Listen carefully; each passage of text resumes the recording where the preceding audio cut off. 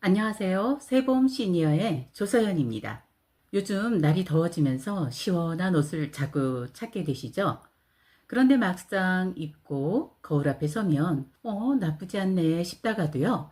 사진으로 찍어보면 왠지 평범해 보이고 오히려 나이가 더 들어 보여서 다시 옷을 갈아입었던 적 있으시지 않으셨나요? 저도 그랬습니다. 30년 넘게 앞만 보고 일하면서 살아왔습니다. 그러다가 이제 62, 이제는 나도 나를 위해 살아가야겠다라는 생각이 들었죠. 그러면서 여행도 조금씩 즐기기 시작했는데요. 여행은 바쁜 일상의 쉼표를 찍고요. 나 자신을 다시 만나는 소중한 시간이잖아요.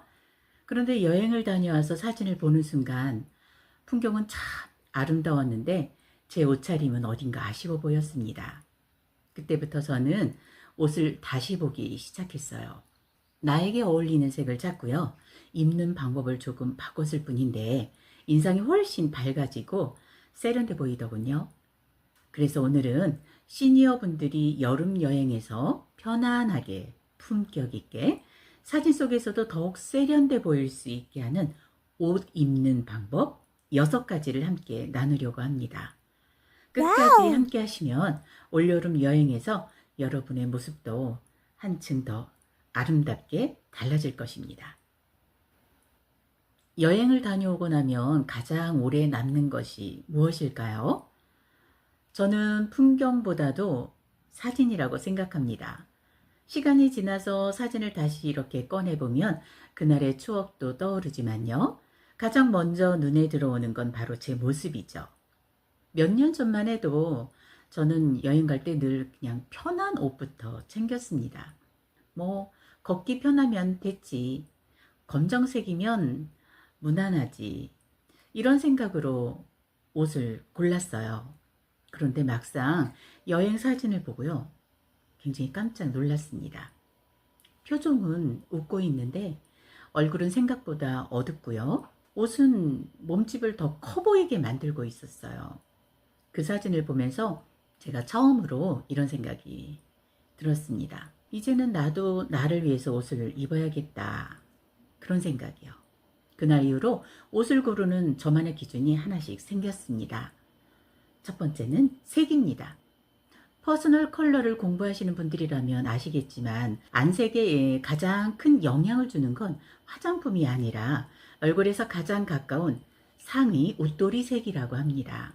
저도 처음엔 반신반의했는데요. 직접 옷을 받고 입고 사진을 찍어보니까 확실히 체감이 되더라고요. 그래서 여름에는 아이보리, 크림색, 그리고 하늘색, 연한 민트, 그리고 연한 라벤더처럼 부드럽고 밝은 색을 상의에 입어보세요. 같은 사람이라도 여행 사진 속 인상이 훨씬 밝고요. 굉장히 부드러워 보입니다. 반대로 검정이나 진한 회색은 여름의 강한 햇빛 아래에서는 얼굴이 조금 더 칙칙해 보일 수도 있어요. 검정을 좋아하신다면 상의보다는 바지나 가방처럼 아래쪽 패션에 활용하시는 게 훨씬 세련된 느낌을 줍니다.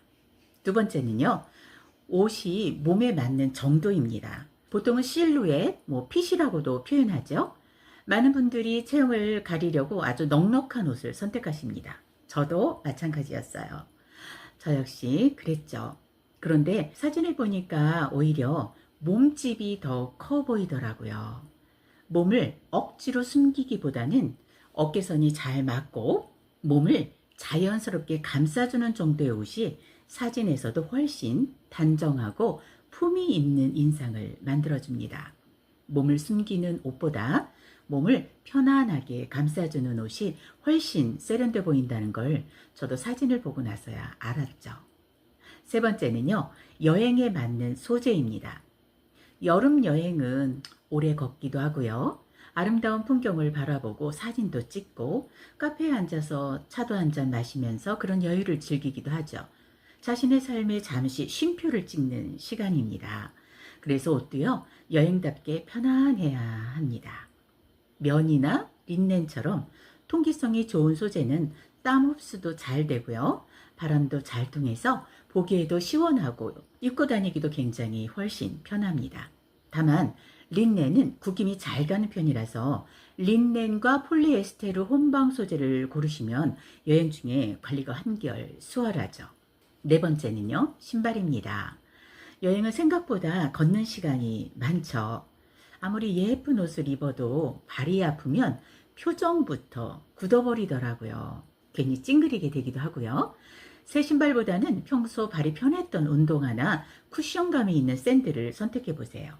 발이 편해야 표정도 밝아지고 여행도 더 즐거워집니다. 다섯 번째는 가방과 모자입니다. 무거운 가방은 어깨를 처지게 만들고요. 자세도 흐트러뜨리죠. 가볍고 몸에 자연스럽게 밀착되는 클로스백이나 작은 토트백이 여행에는 훨씬 잘 어울립니다. 그리고 챙이 적당히 넓은 모자는 강한 햇빛을 막아줄 뿐만이 아니라 얼굴선을 부드럽게 보이게 해서요. 사진도 훨씬 예쁘게 나오죠. 여섯 번째는 액세서리입니다.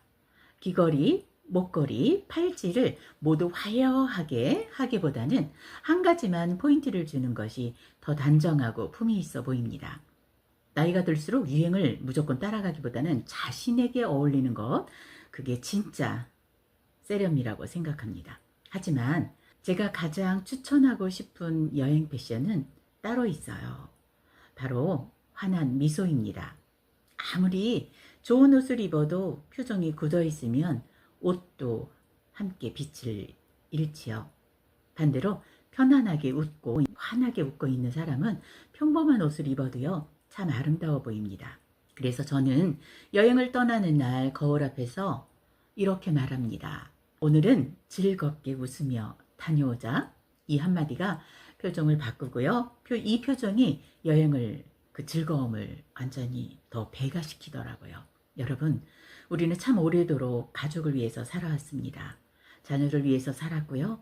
직장을 위해서 살았고, 해야 할 일을 먼저 생각하면서 살아왔습니다.